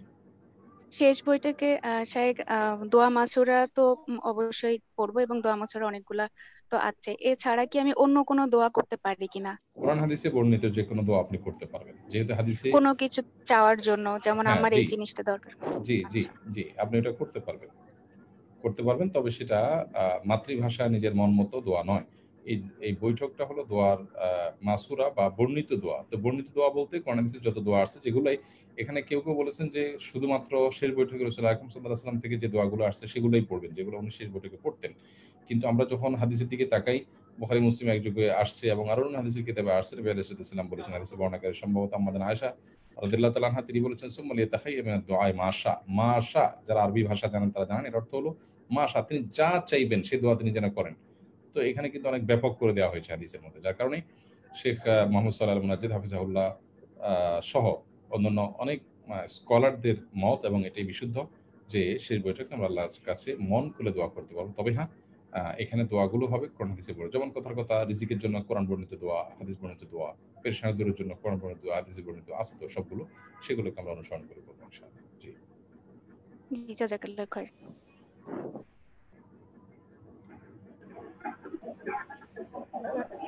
আসসালামু আলাইকুম ওয়া রাহমাতুল্লাহি। ওয়ালাইকুম আসসালাম ওয়া রাহমাতুল্লাহি ওয়া বারাকাতুহু। জীবন, আমরা যে মৃত ব্যক্তিদের জন্য কিভাবে দোয়া করব, যেমন আমি একটা বলতেছি আপনাকে যে আমি যে যতটুকু ইবাদত করলাম, আপনার ভয়েসটা খুব আস্তে শোনা যাচ্ছে, একটু একটু ভলিউম বাড়িয়ে বলুন প্লিজ। হ্যাঁ, যে মৃত ব্যক্তি যে যারা, তাদের জন্য আমরা যে দোয়া করব, আর যে এভাবে যে আমি যতটুকু ইবাদত করলাম এটার সবটুকু পুছায়া দিই, মানে এরকম যে আল্লাহকে বলতেছে যে আল্লাহ আমার যতটুকু ইবাদত করলাম এর সবটুকু আমি মৃতদের রুহের উপর পৌঁছায়া দিই, এরকম কি বলা যাবে? আর আরেকটা এটা রিলেটেড, আরেকটা হলো যে আমরা যে যারা আছে, মানে যে আরেকটা উপকার করলো, তাহলে মানে বলতে পারবো যে আপনি আল্লাহর রহমতে আপনি আপনার উসিলা আমার এই কাজটা হয়েছে, বা আপনার আপনার উসিলা আল্লাহর রহমতে আমি উপকৃত হলাম, মানে এরকম। আমি বুঝতে পেরেছি আপনার প্রশ্ন। আবার প্রথম প্রশ্নের উত্তর হলো, মৃত ব্যক্তির জন্য আমরা দোয়া যেটা করব সেই দোয়াতে পদ্ধতি থাকবে এই যে মৃত ব্যক্তিকে আমরা এভাবে দোয়া করব যে আল্লাহ আপনি তাকে মাফ করে দিন, রব্বানা ইগফির লানা ওয়া লিইখওয়ানিনাল্লাযীনা সাবাকুনা বিল ঈমান, আল্লাহ আমাদেরকে এবং আমাদের যে সমস্ত ভাইয়েরা ঈমানের সঙ্গে চলে গেছেন তাদেরকে আপনি মাফ করে দিন। এটা হবে সবচেয়ে বড় দোয়া, মৃত ব্যক্তির জন্য আল্লাহ আপনি তাকে মাফ করে দিন। আপনি যেটা বললেন আমি ইবাদত করছি আল্লাহর সওয়াব তার কাছে পৌঁছে দিন, এটা তো দোয়া না, এটাতে হলো আরেকটা বিষয়, এটা হলো যে ইসালে সওয়াব, অর্থাৎ আমি যে ইবাদত করলাম তার সওয়াব যেন তাকে দেওয়া হয়, এটা হলো সে বিষয়টা। তো এটা সব ইবাদতের ক্ষেত্রে করা যাবে, ব্যাপারটা সেরকম না। যে আমল মৃত ব্যক্তির পক্ষ থেকে করা যায় সেগুলো করা যাবে, যেমন হজ, উমরা, দান, সদকা, তারপরে আপনার রোজা রাখা বিষয়টি হাদিস দ্বারা বর্ণিত হয়েছে। এরকম আর অনেকগুলো ইবাদত আছে, কোরআনটা নিয়ে ইখতিলাফ আছে, মতবিরোধ আছে, দুঃখিত। তো এই ইবাদতগুলো জীবিত ব্যক্তিরা মৃত ব্যক্তিদের পক্ষ থেকে করতে পারে। সেটা আপনি করে যদি হজ করলেন, করার সময় বললেন আল্লাহ এটা আমি অমুকের পক্ষ থেকে করছি, আমার মৃত বাবা মা বা অমুকের পক্ষ থেকে, তাহলে ইনশাআল্লাহ তার অ্যাকাউন্টে সেটা জমা হয়ে যাবে। আর এক্সট্রা হিসাবে যিনি করছেন, কষ্ট করছেন, তাকে আল্লাহ রাব্বুল আলামিন সওয়াব দিবেন, কিন্তু মূল সওয়াবটা জমা হবে যার পক্ষ থেকে করছেন তার অ্যাকাউন্টে। অতএব মৃত ব্যক্তির পক্ষ থেকে এভাবে ইবাদত করা যেতে পারে। জি। আর আপনি দ্বিতীয় প্রশ্ন করেছেন, কি যেন ছিল বিষয়টা, যদিও দ্বিতীয় প্রশ্নটা অ্যালাউড না।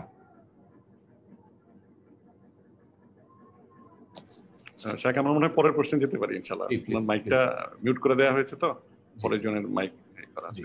আসসালামু আলাইকুম শেখ, আমার প্রশ্নটা হচ্ছে যে আমি কি এভাবে কি দোয়া করা যাবে নাকি যে আমার অমুক কাজটার মধ্যে যদি আমার জন্য কল্যাণ থাকে তাহলে যেন আল্লাহ আপনি যেন আমার ওই কাজটা যেন আমার জন্য সহজ করে দেন, এভাবে কি দোয়া করা যাবে কিনা? জি জি, এভাবে দোয়া করা যাবে, শুধু না এভাবে দোয়া করার শিক্ষা আমাদেরকে দেওয়া হয়েছে। বিশেষ করে ইস্তেখারায় আমরা যে দোয়া পড়ি, আল্লাহুম্মা ইন্নী আস্তাখিরুকা বিইলমিকা ওয়া আস্তাকদিরুকা বিকুদরাতিকা ওয়া আসআলুকা মিন ফাদলিকা আযীম ফাইন্নাকা তাকদিরু ওয়া লা আকদিরু ওয়া তা'লামু ওয়া লা আ'লামু ওয়া আনতা আ'লামুল গুয়ুব। আল্লাহুম্মা ইন কুনতা তা'লাম আন্না হাযাল আমরু খায়রুল লি ফি দীনি ওয়া মা'আশি ওয়া আখিরাতি আমরি। আল্লাহ তুমি যদি মনে করো, আল্লাহ তুমি যদি আমার জন্য এই কাজের ভিতরে কল্যাণ রেখে থাকো তাহলে সে আমার জন্য সহজ করে দাও, আর অকল্যাণ রাখলে তুমি আমাদের দূরে সরিয়ে দাও। ইস্তেখারার মধ্যে এই ধরনের দোয়া আমাদেরকে রাসূল আকরাম সাল্লাল্লাহু আলাইহি ওয়াসাল্লাম শিক্ষা দিয়েছেন, যার কারণে এভাবে দোয়া করা যেতে পারে। তবে এটা হওয়া উচিত সেরকম ক্ষেত্রে যে ক্ষেত্রে আমি ডিসিশন নিতে পারছি না যে কোথায় কল্যাণ আছে কোথায় কল্যাণ নেই, একটা জায়গায় বিয়ে শাদীর ডিসিশন বা অন্য কোনো ডিসিশন নিতে গিয়ে আমি হেজিটেশনে ভুগছি, তখন এভাবে দোয়া করা, সেটা হলো মঙ্গল কামনার দোয়া, মানে কোথায় মঙ্গল আছে সেটা কামনা করার দোয়া।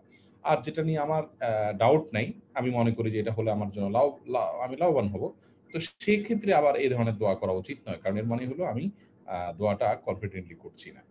জি, অতএব এই ধরনের বিষয়গুলো দোয়া করার ক্ষেত্রে একদম সিরিয়াসলি দোয়া করতে হবে, কোনো শর্ত না দিয়ে। জি,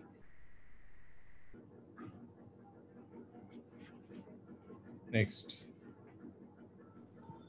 আসসালামু আলাইকুম।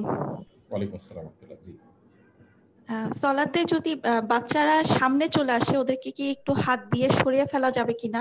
3 বছর 3.5 বছর ছোট বাচ্চা বা পাশে খাটে ওরা পড়ে গেল কিনা একটু আর চোখে দেখা সতর্কতার জন্য, এটা কি সালাত নষ্ট হবে কিনা এটা জানতে চাচ্ছি। না, নষ্ট হবে না ইনশাআল্লাহ। বরং প্রথম যেটি বলেছেন হাত দিয়ে সরিয়ে দেওয়া, এটা বরং নির্দেশিত।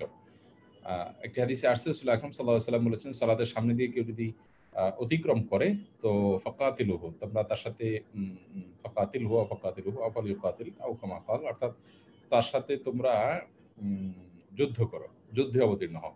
এইজন্য সৌদি আরবে দেখা যায়, বিশেষ করে মসজিদে নববীতে আমি একবার দেখেছি, এক ব্যক্তি সালাত আদায় করছে, তার সামনে দিয়ে আরেকজন যাচ্ছেন, লোকটি তাকে বাধা দিচ্ছেন প্রথমে হাত দিয়ে, ওরা হাত লম্বা করে বাধা দেয় ইশারা দিয়ে, তাতেও লোকটি মানে নাই, হাঁটা যাচ্ছিল, এরপরে তার কলার ধরে এমন জোরে আছাড় মারছে যে লোকটা অনেক দূরে যেয়ে পড়ছে নামাজের মধ্যে। কিন্তু তো ওই যে হাদিসে বলা হয়েছে তার সাথে যেন যুদ্ধ করে, এই জন্য ওই লোকটা ওই যুদ্ধেই অবতীর্ণ হয়েছে, সোজা কথা। যাই হোক, তো আমরা সাধারণ অবস্থায় সালাতের সামনে কোনো ব্যক্তি যদি হাঁটে তাহলে তাকে বাধা দিব। আর ছোট বাচ্চার ক্ষেত্রে যেটা বলছেন যে হ্যাঁ, অবশ্যই বাচ্চাকে হাত দিয়ে সরায় দেওয়া যাবে বা করা যাবে, কারণ আমার মনোযোগ নষ্ট হয়, সেটা অবশ্যই করা যাবে। আর যদি আশেপাশে বাচ্চা পড়ে যেতে পারে, খাটে আছে কোথাও এরকম, তাহলে সেক্ষেত্রে আর চোখে আমি দেখতে পারবো, বিশেষ করে সে যদি কোনো বিপদের মুখোমুখি হবে এরকম আশঙ্কা হয়, এমনকি যদি তার জীবনের হুমকি চলে আসতে পারে এরকম মনে হয়, তাহলে তো আমার নামাজ ছেড়ে দিতে হবে তখন। আর নফল নামাজ হলে তো সাধারণ কোনো হুমকি থাকলেও আমি ছেড়ে দিতে পারবো। ফরজ নামাজ হলে, তার জীবনের হুমকি হলে, সেক্ষেত্রে আমি তাকে ধরার জন্য নামাজ ছেড়ে দিতে পারবো। আর চোখে তাকানো যাবে, কিন্তু মনে রাখতে হবে নামাজ শুরু করার আগে বাচ্চাকে এমন একটা পজিশনে রাখা উচিত যাতে করে আমার নামাজে তার দিকে তাকাতে না হয়। অনেক মায়েরা, বোনেরা, অনেক ভাইরাও দেখা যায় যে বাচ্চাকে খাটে রেখে উনি নিচে নামাজ পড়া শুরু করছেন। বাচ্চা হয়তো 1 বছর বা আরো কম বয়স। এখন এই বাচ্চাটা হামাগুড়ি দিয়ে হয়তো পড়ে যেতে পারে, সে আশঙ্কা আছে। তো আপনি এরকম ঝুলন্ত রেখে কেন নামাজ পড়ুন? তাকে নিচে নামিয়ে নামাজ পড়ুন, তাকে কারো কাছে দিয়ে সালাত আদায় করুন। এই জিনিসগুলো আমাদের খেয়াল করা উচিত। তারপরেও যদি সেটি করা না হয় বা কোনো কারণে আমি রেখেছি ভালো পজিশনে কিন্তু সে চলে গেল বেড পজিশনে, তাহলে সেক্ষেত্রে তার দিকে মনোযোগ দেওয়া এটা দোষণীয় নয়। রাসূল আকরাম সাল্লাল্লাহু আলাইহি ওয়াসাল্লাম সালাতের মধ্যে একবার বাচ্চার কান্নার আওয়াজ শুনে সালাতকে সংক্ষিপ্ত করে ফেলেছেন। তার মানে বাচ্চাদের বাইরের এ ধরনের সুবিধা অসুবিধাগুলোকে মাথায় আনা সালাতের মধ্যে এটা হারাম নয়। রাসূল আকরাম সাল্লাল্লাহু আলাইহি ওয়াসাল্লামের মধ্যে এটি এসেছিল। জি, নেক্সট। আসসালামু আলাইকুম শাইখ। ওয়ালাইকুম আসসালাম ওয়া রাহমাতুল্লাহি ওয়া বারাকাতুহু। আমাদের সমাজে বেশিরভাগই প্রচলিত যে ধরেন আমরা যখন হাত তুলে মোনাজাত করি, তো আমিন বলে আমরা মুখ মানে মাসহ করার মতো করে দোয়াটা শেষ করা, তো এই বিষয়ে যদি একটু বলতেন। দেখুন, দোয়ার শেষে আমরা হাত মুখে মুছবো কি মুছবো না, এটা নিয়ে স্কলারদের মধ্যে দুটি মত রয়েছে। অনেক স্কলারগণ বলেছেন এটি সুন্নাহ নয়, বরং দোয়া করে দোয়া শেষের পরে হাত ছেড়ে দেওয়া, এটা হলো সুন্নাহ। আবার অনেক স্কলারগণ বলেছেন হাত মুখে মোছাটা হলো সুন্নাহ। আমরা দলিলের ধার যদি বিবেচনা করি, বিস্তারিত আলোচনা করার সুযোগ নেই, তাহলে সেক্ষেত্রে আমরা বলবো দোয়া করার পরে হাত তুলে দোয়া করা, এরপরে ছেড়ে দেওয়া, এই দলিলটা বেশি শক্তিশালী। যদিও মুখে মোছার বিষয়েও অনেকগুলো হাদিস রয়েছে। কেউ যদি মুখে মোছেন তাকে বিদআত করছেন এমনটি বলার কোনো সুযোগ নেই। অর্থাৎ এই বিষয়টি মতপার্থক্যপূর্ণ এবং এটা নিয়ে স্কলারদের মধ্যে একাধিক মত রয়েছে। জাস্ট আমরা কারোর কাছে একটা দলিল বেশি শক্তিশালী মনে হয়েছে, তিনি সেটার উপর আমল করলেন, তো অপরটাকে তিনি ডিসকারেজ করতে যাবেন না। দোয়ার ক্ষেত্রে দোয়া করে এরপরে শুধু হাত মানে মুখ না মুছে হাত ছেড়ে দেওয়া, এটাও প্রমাণিত এবং অনেক বড় বড় স্কলারদের থেকে এটি প্রমাণিত। জি, জাযাকাল্লাহ খাইর। নেক্সট।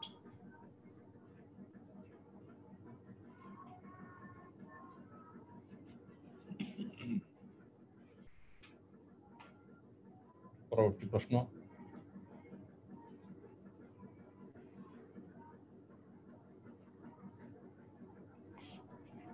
আসসালামু আলাইকুম ওয়া রাহমাতুল্লাহি ওয়া বারাকাতুহু।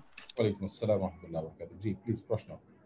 জি, একটা মেয়ে ওর কোরআনে হিফজ কমপ্লিট করেছে, এখন সহি আকীদার কোনো প্রতিষ্ঠানকে আপনি সাজেস্ট করেন কিনা মেয়েদের, যেখানে ইসলাম নিয়ে হায়ার স্টাডিজ করতে পারে? দুঃখিত বোন, মেয়েদের জন্য ভালো কোনো শিক্ষা প্রতিষ্ঠান আমাদের দেশে গড়ে উঠেছে বলে আমার জানা নেই। প্রথমত আমি দেশের বাইরে ছিলাম, মাত্র 2 বছর হলো দেশে আসলাম। দেশের শিক্ষা প্রতিষ্ঠানগুলো খুব বেশি ঘুরে দেখা আমার হয়নি। আর দ্বিতীয়ত হলো মেয়েদের প্রতিষ্ঠানের ব্যাপারে যে প্রচন্ড রকমের অবহেলা আমাদের দেশে আছে সেটা আমি কম বেশি জানি। তো পুরো বিষয়কে সামনে রেখে আমি এক বাক্যে কোনো জায়গা দেখছি না যেখানে সাজেস্ট করতে পারি যে হ্যাঁ সার্বিকভাবে মেয়েদের জন্য এটা উপযুক্ত এবং বেস্ট। তবে যেহেতু এখানে শূন্যতা রয়েছে, আমরা কাজ করছি এরকম একটা প্রতিষ্ঠান দাঁড় করানোর জন্য, যদিও নানা কারণে নানা প্রতিকূলতার কারণে আমরা এটা কাজগুলো এগিয়ে নিতে পারছি না। 2022 জানুয়ারিতে সর্বোচ্চ ইনশাআল্লাহ ওই পর্যন্ত হয়তো যেতে পারে আমরা একটা মডেল প্রতিষ্ঠান দাঁড় করাতে, সেটা চেষ্টা আমরা করছি। এর বাইরে আমাদের দেশে অনেকগুলো প্রতিষ্ঠান আছে যেগুলো, যেমন শেখ আব্দুর রাজ্জাক বিন ইউসুফ সাহেবের 2টা প্রতিষ্ঠান আছে, কিন্তু প্রতিষ্ঠানের সার্বিক অবস্থা আমি জানি না, বিস্তারিত জানি না, সেগুলোর পড়াশোনার মান বা অন্যান্য পরিবেশগত দিকগুলো ব্যাপারে আমি কিছুই জানি না, যার কারণে আমি আসলে সাজেস্ট করার মধ্যে কোনো জায়গা পাচ্ছি না। আমি আমার নিজের মেয়েকে বাসায় পড়িয়েছি হিফজ, এরপরে তাদের পড়ার প্রয়োজনে আমি আমার অফিসের পাশে একটা মাদ্রাসা গড়ে তুলেছি শুধু আমার ছেলে মেয়ের জন্য, তারপরে তাদের হিফজ সম্পন্ন করেছি।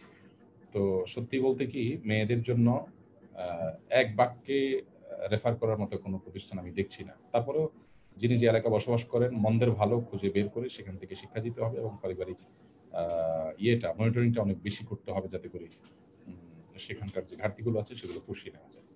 জি, আসসালামু আলাইকুম শেখ। ওয়ালাইকুম আসসালাম ওয়া রাহমাতুল্লাহি ওয়া বারাকাতুহু। জি প্লিজ।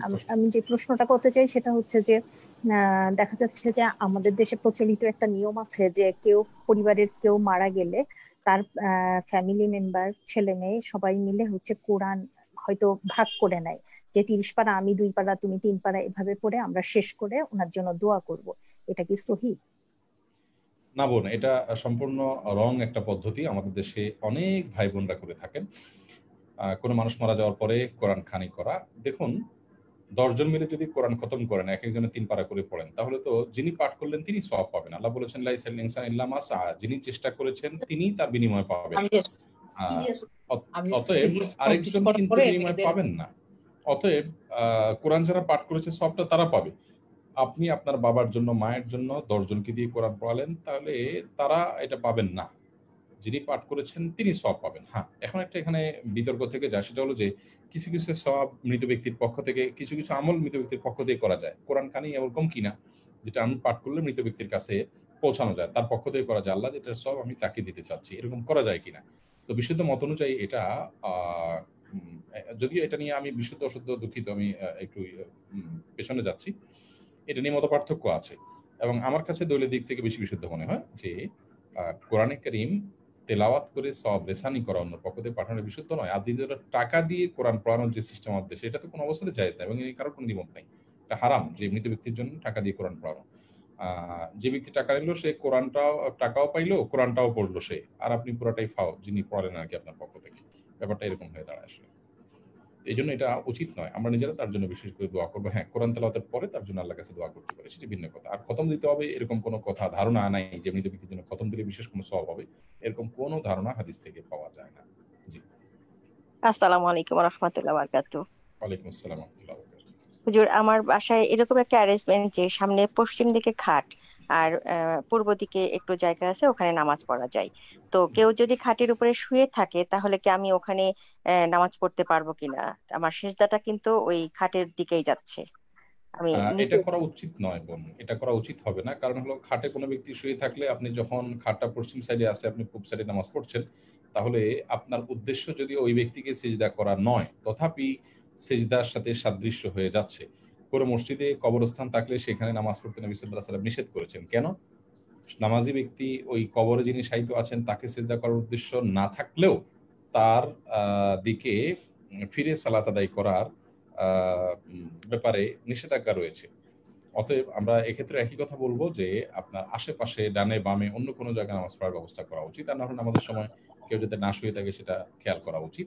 কারণ দৃশ্যত আপনার উদ্দেশ্য যাই হোক, দৃশ্যত কারোর সাথে মিলে যায়, কোনো খারাপ কাজ করে যারা, তাদের সাথে মিলে যায়, তো সেই কাজটাও করা ইসলামে নিষিদ্ধ। মান তাশাব্বাহা বিকওমিন ফাহুয়া মিনহুম, হাদিসটি এই অর্থেই ব্যবহার করা হয়েছে, যদিও সেটা এখানে পুরোপুরি ফিট হবে না। যে অন্যের সাথে সাদৃশ্য গ্রহণ করা, অর্থাৎ খারাপ মানুষদের সাথে তাদের খারাপ কর্মের সাদৃশ্য গ্রহণ করা নিষেধ, সেজন্য এরকম করা উচিত না, ভিন্ন কোনো জায়গায় নামাজ পড়া উচিত। জি, অন্তত একটা পর্দা বা কিছু দিয়ে নিলে সেটা ভিন্ন হবে, জায়েজ হবে ইনশাআল্লাহ। জি প্লিজ। আর যদি দোয়া মাসুরার পরে আমরা কি রব্বানা আতিনা ফিদ দুনিয়া যে দোয়া মানে ওগুলো আমি পড়তে পারবো? জি জি, আর ইনশাআল্লাহ। সাইদুল ইস্তিগফার এগুলা পড়া যাবে? জি জি, অফ কোর্স পড়তে পারবেন। জি, জাযাকাল্লাহু খাইরান। আসসালামু আলাইকুম। ওয়ালাইকুম আসসালাম ওয়া রাহমাতুল্লাহ। প্লিজ প্রশ্ন। জি শাইখ, আমার হচ্ছে দাঁত থেকে এমনিতেই মাঝে মাঝে আর কি রক্ত বের হয়, মাঝে মাঝে হয়। তো মাঝে মাঝে দেখা যায় আমি যখন অজু করছি, অজু আমার শেষের দিকে হয়তো পা ধোয়াটা বাকি আছে, ওই সময় যদি একটু থুতু ফেলি। জি জি প্লিজ।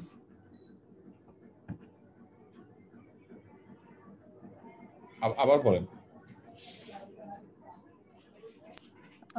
জি, আমার দাঁত থেকে মাঝে মাঝে রক্ত বের হয় আর কি, জি জি, কোনো কারণ ছাড়াই আর কি।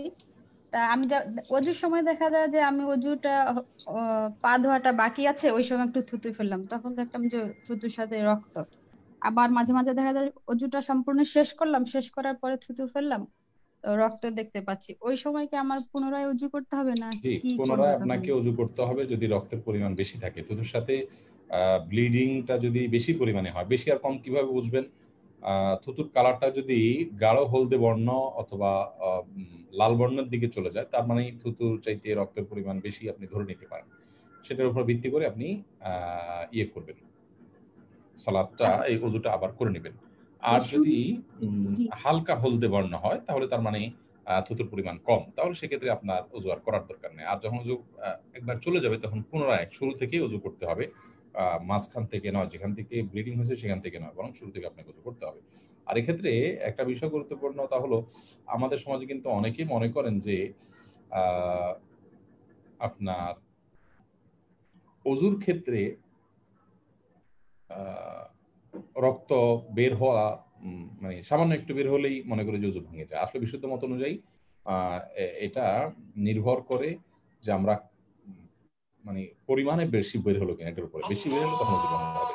আর আরেকটা বিষয় হলো এখানে অনেক উলামা ইকরাম কিন্তু তাদের মত হলো, অনেক ইমামদের মত হলো রক্ত বের হওয়া এটা ওযু ভঙ্গের কারণ নয়। এবং এক্ষেত্রে রাসূলুল্লাহ আকরাম সাল্লাল্লাহু আলাইহি ওয়াসাল্লামের যুদ্ধের একাধিক হাদিসকে তারা দলিল হিসেবে পেশ করে থাকেন। কিন্তু এক্ষেত্রে বেশি শক্তিশালী মত হলো আমার দৃষ্টিতে রক্ত প্রবাহিত হলে সেটা যদি গড়িয়ে পড়ে তাহলে ওযু ভঙ্গ হবে। এই মতটা বেশি শক্তিশালী মনে হয়। জি। আসসালামু আলাইকুম শাইখ। ওয়ালাইকুম আসসালাম ওয়া রাহমাতুল্লাহি ওয়া বারাকাতুহু। আমার বোন ওর মানে 1 বছর ধরে বলতেছে যে জিনের আসর হইছে ওর, মানে ওকে জ্বালাচ্ছে বা ডিস্টার্ব করতেছে। তো অসম্ভব রুকিয়া করে, মানে এমনও হয় যে সারাদিনে 2বার সূরা বাকারা পড়তেছে, দরজা টরজা লাগায় থাকে। বাসার মধ্যে একটা মানে অস্বাভাবিক, ওর বাচ্চা আছে 3-4টা, আমরা মানসিক ডাক্তারের কাছেও দেখাইছি। তো এখন রিসেন্টলি বলতেছে যে মানে ওর একটু আবার এই জিনিসটাও আছে যে সে খুব যে ইবাদত যে বেশি করে সেটা নিয়ে ওর মধ্যে একটা ইয়ে আছে আর কি, যে একটা যে সে খুব ইবাদতকারী আর কি। এটা মানে একটা যেটাই হোক, মানে এমনি ও কিন্তু সহি সুন্নাহ অনুযায়ী মানে অনেক সুন্দর রুকিয়া করে অনেক, কিন্তু ওর যেটা দেখা যায় যে নিজের একদম ছোট ছোট বাচ্চা আছে, 1.5 বছরের বাচ্চা, 3 বছরের বাচ্চা, বা ওর মাকেও অনেক সময় সে দেখতে পায় না, মানে দেখেই না, একদম দরজা লাগায় সারাদিন বসে থাকে। তো এখন এক পর্যায়ে সে এখন বলতেছে যে আমাকে এখন আগে জিন কথা বলতো আমার ভিতরে, আমার মাথার ভিতরে, এখন ওর সাথে ফেরেশতা কথা বলে। তা এটার কি কোনো ইয়ে আছে যে ফেরেশতা কথা বলে, এটা কোনো রেফারেন্স আছে মানুষের সাথে? ফেরেশতা যে কথা বলে সেটা তিনি নিশ্চিত কিভাবে হলেন? এগুলো ওয়াসওয়াসার রোগ অথবা তার মানসিক কোনো সমস্যা আছে, তাকে ডাক্তার দেখানো দরকার। এবং কিছু মানসিক রোগী এরকম আছেন যারা মূলত এ ধরনের ধারণা রাখেন। অর্থাৎ তারা মনে করেন যে আমাদের ইয়েটা আপনার কি বলে এটাকে, আমার সাথে কেউ কথা বলছেন, বড় কেউ কথা বলছেন, আমি বড় কিছু হয়ে গেছি। এই ধরনের ধারণাগুলো জন্ম নেয় মূলত এক ধরনের পেশেন্টের জন্য যারা আপনার মানসিক রোগী। তো এই জাতীয় বিষয় আমার মনে হয় ডাক্তারের শরণাপন্ন হওয়া উচিত এবং ফেরেশতা কোনো ব্যক্তির সাথে এসে কথা সরাসরি বলবে না। আর যদি বলেও কথার কথা, তাহলে সেক্ষেত্রে উনি কিভাবে নিশ্চিত হলেন যে উনি ফেরেশতা? উনি যে শয়তান নয়, উনি যে জিন নয় বা অন্য কেউ নয়, তো কিভাবে নিশ্চিত হলেন? অতএব বোঝাই যাচ্ছে যে এখানে তার ব্যাপক সমস্যা আছে। জি।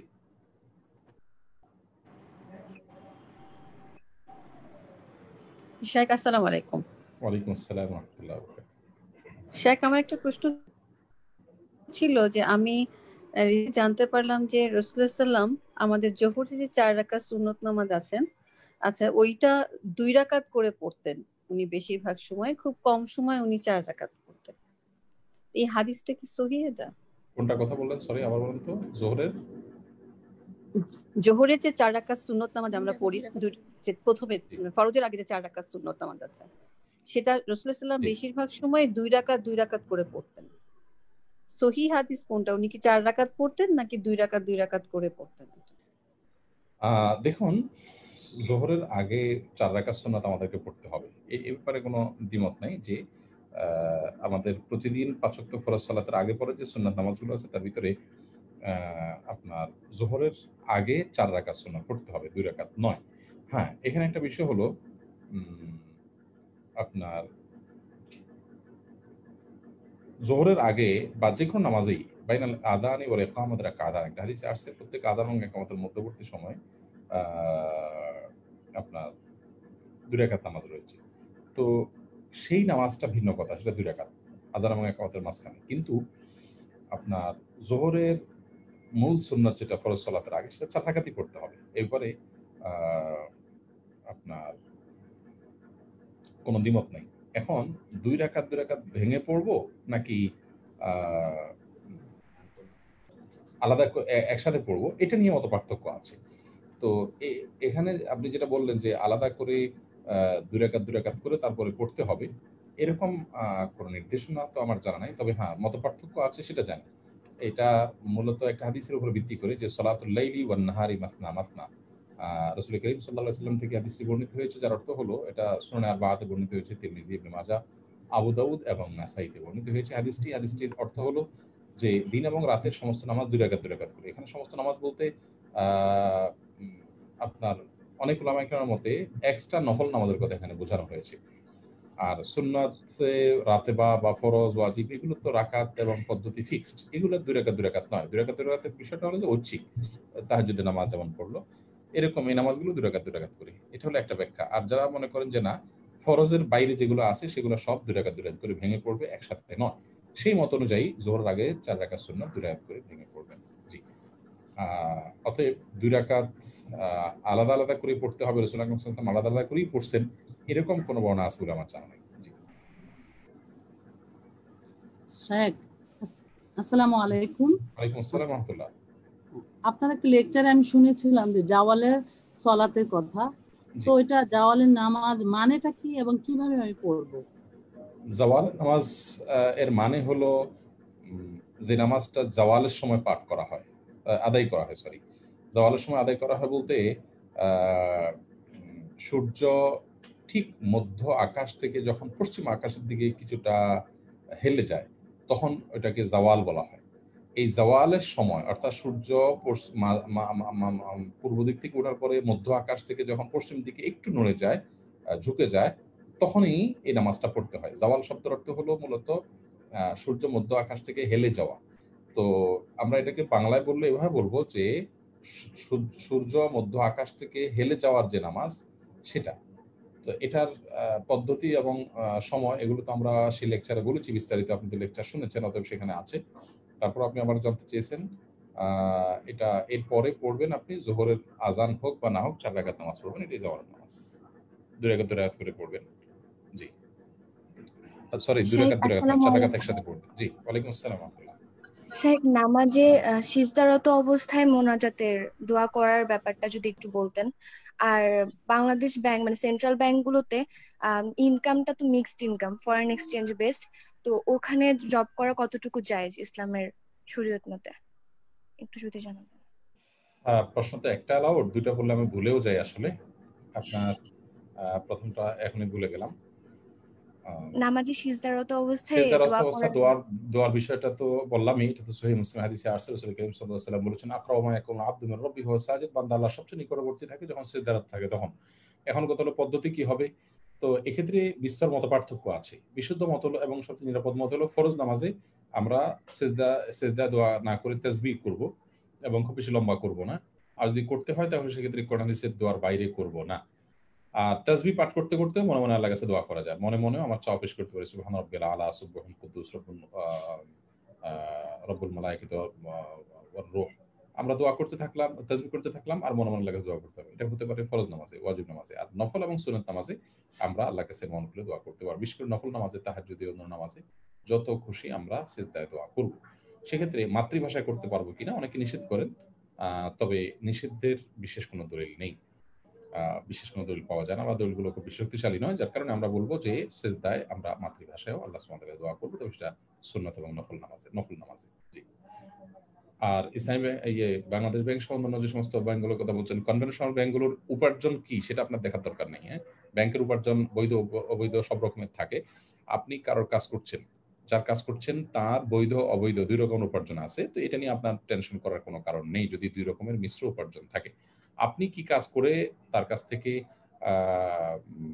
পারিশ্রমিক নিচ্ছেন, বেতন নিচ্ছেন, সেটা হলো বিষয়। আপনার কাজটা কি, আপনার ডিউটিটা কি? আপনি যদি সুদের স্যাংশনকারী হন, সুদের হিসাবরক্ষক হন, সুদের সাথে সরাসরি আপনি সম্পৃক্ততা থাকে প্রত্যক্ষভাবে, তাহলে সেক্ষেত্রে সেটা আপনার জন্য জায়েজ হবে না। আর যদি অন্য কোনো পদে চাকরি করেন তাহলে সেক্ষেত্রে জায়েজ হবে। জি, নেক্সট। আসসালামু আলাইকুম ওয়া রাহমাতুল্লাহি ওয়া বারাকাতুহু। শেখ, আমার প্রশ্ন হলো, এক বোনের হাজবেন্ডের, ওরা দুই বোন এক ভাই। এখন বাবা মারা যাওয়ার আগে ভাইকে মানে একটা বিল্ডিং যেটা ছিল ওটা মানে নাম করে দিয়ে গেছেন, 50-60 হাজার টাকার মতো ভাড়া আসে হবে আর কি। তার বোনের প্রশ্নটা হলো যে এই যে ওর বোনদেরকে না দিয়ে মানে ভাইকে দিয়ে দিল, এখন এখানে যে ইনকামটা থেকে তো ওরা খাওয়া দাওয়া সব খায়, এখন এটাতে কি ওদের খাওয়াটা হালাল হারাম হবে বা বোনের দোয়া কি কবুল হবে কিনা? আর তাছাড়া এমনিতে আরো অনেক সম্পত্তি আছে, ওগুলো সবকিছু কিন্তু বোনদেরকে দেয়া হয়েছে, কোনো মানে কারোর সাথে জুলুম করা হয় নাই, শুধুই বাবা চাইছিল যে মানে বিল্ডিংটা যাতে ছেলে একা থাকে এরকম একটা মানে সেজন্য দিয়ে গেছিল আর কি। আমি আপনার প্রশ্ন তো বুঝিনি। বাইকে বাবা তার ছেলেকে বিশেষ কোনো অ্যাসেট দিয়ে গেছেন তার নামে, এখন ওই অ্যাসেটটা থেকে যে ভাড়ার টাকাটা আসে ওটা থেকেই হচ্ছে কি ভাইয়ের পরিবার চলে, মানে খাওয়া দাওয়ার ব্যাপারটা ওখান থেকেই ঘটে। তো এখন বোনের প্রশ্ন হলো মানে ওই ওয়াইফের প্রশ্ন হলো যে এই যে এখন খাওয়া দাওয়া সবকিছু, তো বাচ্চার খাওয়া দাওয়া আছে, সবকিছু আছে, তো এটা কি বোনটার জন্য হালাল হচ্ছে? বোনটা যে খাচ্ছে, বোনের দোয়ার একটা ব্যাপার আছে। হালাল হবে ইনশাআল্লাহ। প্রথমত যদি কোনো মেয়ে মানুষ তার স্বামীর উপরে, স্ত্রীর উপরে, মেয়েরা তো অবশ্যই ডিপেন্ডেন্ট বিবাহিতা হলে, সেক্ষেত্রে তাদের উপার্জন যদি হারাম হয় আর বোনের জন্য বিকল্প কোনো পথ না থাকে, তাহলে এর গুনাহের দায়ভার উপার্জনকারীর উপরে যাবে, বোনের উপরে যাবে না। যদি বিকল্প, এটা হলো সরাসরি হারাম হলে। আর এখানে সরাসরি হারাম বলা যাবে না। বাবার জন্য এই কাজটা অন্যায় হয়েছে, তিনি অন্যায় করেছেন, কারণ ওয়ারিসদের জন্য কোনো সম্পত্তি লিখে দেওয়া অথবা তাদের জন্য ওসিয়ত করে যাওয়া, তাদেরকে দান করা, এটা হারাম। এটা আমাদের দেশে অনেকেই করে থাকেন। বাবা কোনো ছেলেকে কোনো মেয়েকে পছন্দ করেন, তার জন্য কোনো অ্যাসেট ফিক্স করে দিয়ে যান, এটা নাজায়েজ কাজ, বাবা করেছেন, গুনাহ করেছেন। আর তার স্বামীকে বোঝানো উচিত যে বাবার যে ভুলটা করেছে সেটাকে তুমি কারেকশন করার সুযোগ আছে। ওয়ারিসদের যার যার হক এবং অধিকার রয়েছে তাদেরকে একত্র করে হয় তাদের কাছ থেকে সম্মতি আদায় করো, তাদের কাছ থেকে দায় মুক্ত করো, আর না হলে তাদেরকে কাটছাট করে নগদ অর্থ করে দিয়ে তাদেরকে সম্মত করো। এই জিনিসটা করাটা হলো বোনের কাজ। যদি সেক্ষেত্রে করতে না পারেন, বোনের এর জন্য তার মানে ইয়েটা সরাসরি হারাম হয়ে যাবে না, এটা মানে সরাসরি বা স্পষ্ট হারাম না। জি, আমরা কি আর প্রশ্ন নিব? আজকে 4:18 বাজে, আর 2 মিনিট সময় আছে, আর 2 মিনিট নিতে পারেন। 2 মিনিটে 2টা প্রশ্ন নিতে পারেন। আসসালামু আলাইকুম। ওয়ালাইকুম আসসালাম ওয়া রাহমাতুল্লাহি ওয়া বারাকাতুহু। জি শেখ, আমি একটা কথা বলতে চাচ্ছিলাম, আপনারা তো অনেক ভালো কাজ করেন, তো আমাদেরকে যদি একটু শেয়ার করেন, আমরাও একটু আপনাদের সাথে একটু মানে শরীক হতে চাই। আমরা তো ভালো জায়গা অনেক সময় পাই না, আমরা মেয়েরাও কিন্তু অনেক জায়গায় আমরা যা পারি আমরা শরীক হতে চাই, আপনাদের মাধ্যমে করলে আমরা আরো একটু খুশি হই। আল্লাহ তাআলা আপনাদেরকে কবুল করুক। সবচেয়ে বড় জিনিস হলো দোয়া করা দরকার। আলহামদুলিল্লাহ আমরা অনেকেই কাজ করছি, ওলামা ইকরাম অনেকেই কাজ করছেন। আমি ব্যক্তিগতভাবে আমার আসুন্নাহ ফাউন্ডেশন থেকে কিছু চ্যারিটির কাজ আমরা করছি। আমাদের ফেসবুকের ভেরিফাইড পেজে আমরা সব সময় আগে থেকে ঘোষণা দিয়ে থাকি এবং নির্দিষ্ট সময় কাজ করে থাকি। আলহামদুলিল্লাহ সেটা ফলো করলে আপনারা করতে পারেন। আর আমাদের আসুন্নাহ ফাউন্ডেশনের মেম্বারশিপের সুযোগ আছে, এটা আমরা এখনো ঘোষণা ওপেন করিনি, শুরু করব। ঘোষণা আমরা শুরু করলে সার্কুলার দিলে তখন আমরা হয়তো 300 জন মেম্বার নেব ইনশাআল্লাহ। তাদের থেকে যে টাকাটা আসবে সেটা দিয়ে আমরা একটা, ওই যে মাদ্রাসার কথা বলেছি, 2টি মাদ্রাসা, ছেলেদের একটা, মেয়েদের একটা, আদর্শ 2টি প্রতিষ্ঠান আমাদের করার স্বপ্ন আছে। জি, মেয়েদের অ্যাকচুয়ালি মেয়েদের কোনো ভালো কিছু নেই, মেয়েদের কোনো ভালো কিছুই নেই। আমরা সেজন্য আপ্রাণ চেষ্টা করছি এবং কারিকুলাম ডেভেলপমেন্টের কাজ চলছে। 4-5 জন আলেম নিয়োগ দেওয়া হয়েছে, ওনারা কাজ করছেন। তো এটা প্রকাশ্যে আসতে আরো কিছুদিন সময় লেগে যাবে ইনশাআল্লাহ। আমরা আমাদের ফেসবুক পেজে ঘোষণা দেব আল্লাহ চাহেন তো। আর তাছাড়া আমাদের রিজভি ভাই এবং রিজভি ভাইকে বললে আমাদের সাথে আমার সাথে যোগাযোগ করতে পারবে ইনশাআল্লাহ। আমরা জি। জি জি, আসসালামু আলাইকুম। জি,